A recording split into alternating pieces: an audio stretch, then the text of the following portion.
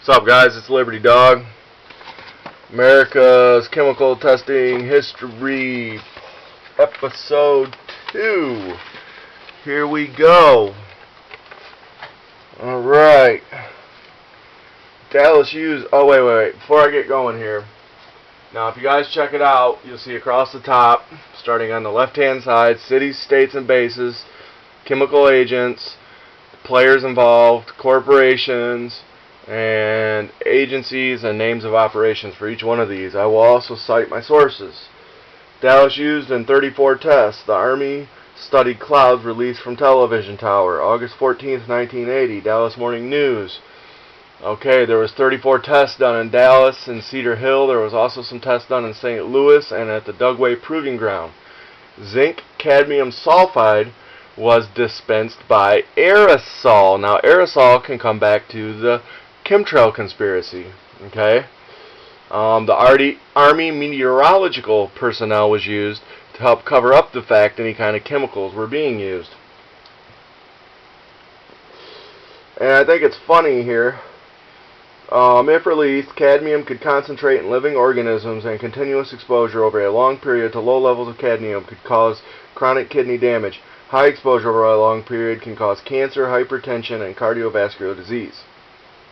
The Army spokesman, however, says it is harmless and is used in laundry detergents to make whites whiter and brights brighter, was his exact quote. Yeah, because I put laundry detergent on my cereal every morning, right? So,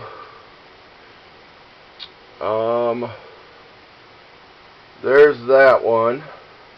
And these were, and this was done from the WFFA television towers, using aerosol. So the next story. Army used bacteria in tests on cities. At least 8 American cities and military installations were subjected to simulated biological warfare attacks by Army scientists between 1950 and 66. The military continued to use the bacterium that was implicated in an outbreak of infection that killed one man in San Francisco within weeks of the initial test. Now, the guy killed, his name was Edward Nevin. You can see it right there with stars next to it. Oh yeah, I forgot to say this in the beginning. Every color is a different story. So, every time I flip it to a new story, you need to bump down to the next color there. Oh, and the site for this is Newsday in 1976, and it was published in the Dallas Times-Herald, Wednesday, December 22nd, 1976. So, there was also tests done at Point Mugu and Point Henemy, California, in the Los Angeles area, also Fort McClellan. In the Mechanicsburg, Pennsylvania test, I'm assuming that's the Pennsylvania Turnpike one.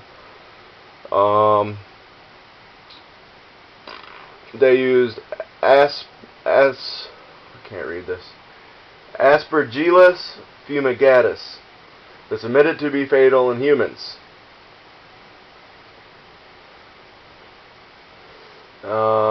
And somebody from the Center for Disease Control, Dr. Libero Alejo, if I had been consulted and asked to choose an Aspergillus to use in a simulated biological warfare setup, fumigatus is the last one I would have suggested because we know it's pathogenic. Alright. During 1952, the Army conducted the test at Fort McClellan. The number of pneumonia cases more than doubled in the surrounding county. Now, that fact that this stuff is going to raise pneumonia and make pneumonia worse kind of makes me wonder, because right before the swine flu broke out, there was a bioweapon that come up missing from Fort Detrick, Maryland, as cited in the Army Times. And we're talking a couple weeks here at the most. Then Barry flies down to Mexico, comes back, and boom, we got swine flu. So, reminds me of a joke someone told me. Everybody always said there'd never be a black president till pigs fly. Well, now we got swine flu. So, there's that one. What am I doing on time? Good. Army made hundreds of tests. Dallas Morning News, Thursday, August 14th, 1980.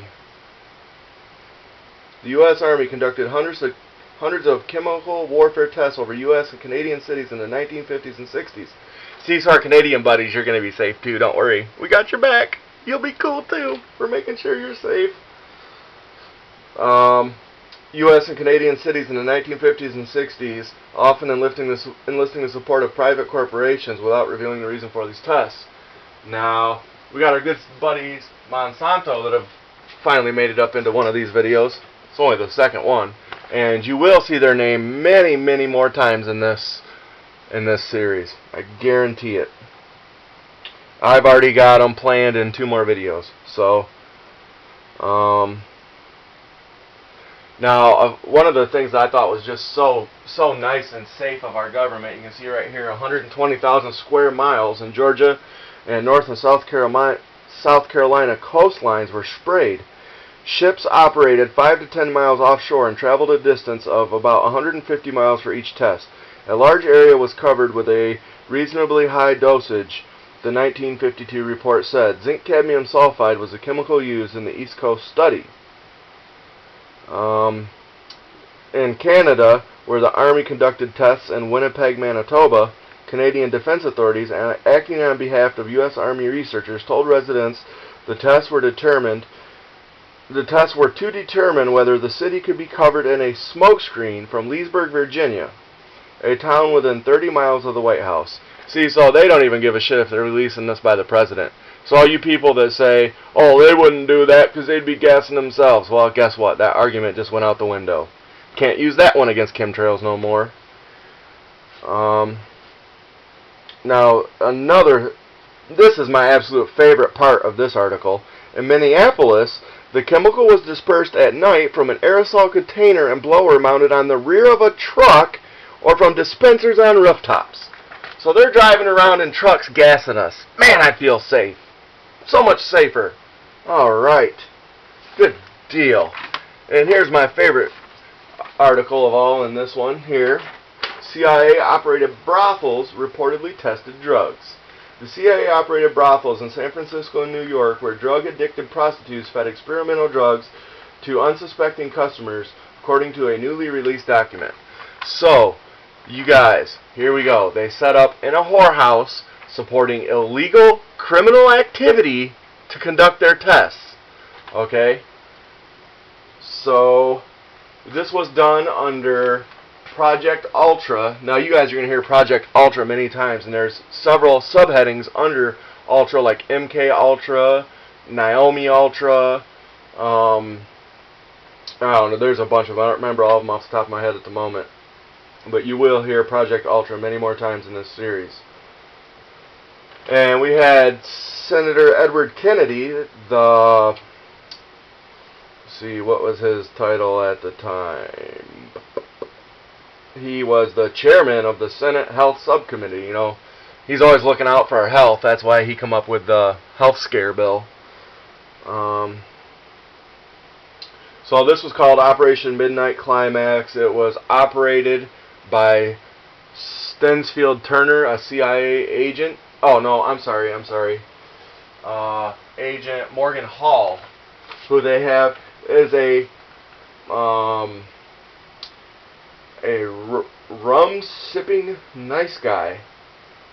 Yeah, I bet. It says here their fees were for cigarettes, drapes, can posters, recording equipment, portable toilet, and two-way mirrors.